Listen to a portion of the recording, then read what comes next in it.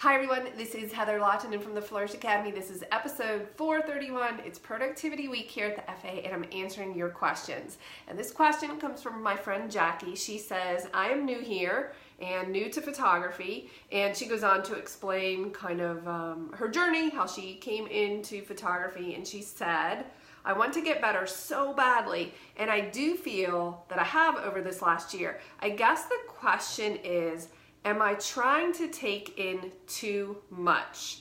Should I concentrate on one area of learning first? For instance, get through this course before moving on to another course. I do work full-time. I volunteer with my dog at children's passivant nursing homes, other places where they need therapy dogs. Jackie has a therapy dog. She photographs pets. Jackie is super interesting. It's very fun to talk with her.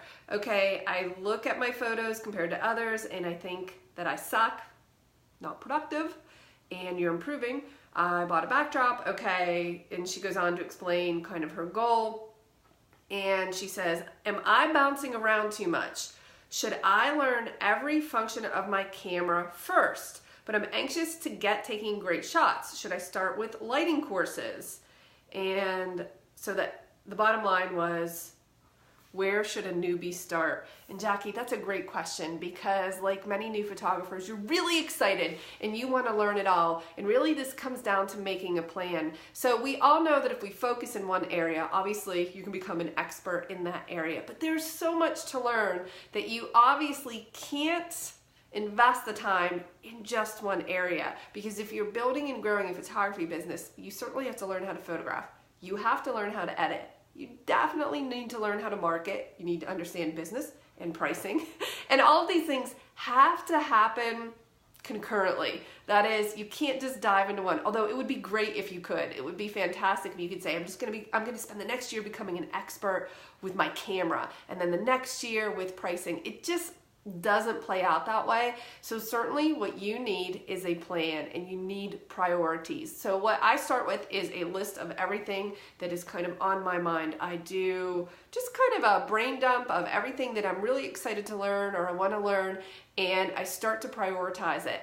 And then I start to group it based on difficulty, because some things are going to take longer than others. For instance, you will be honing your craft, that is how your photos look, forever. I am nearly 16 years in and I'm still trying to become a better photographer. So that is going to be never ending. But there are certain areas that you obviously need to master. You need to learn your camera, you need to understand lighting, and you need to figure out where you would like to focus your efforts. So if you are a pet photographer, and I know that you are, then you need to decide, well, am I primarily going to be an on-location outdoors photographer or studio photographer? There is no problem being both, but I would probably tend to focus on learning one over the other, at least initially, and then working to see how those play together in my business.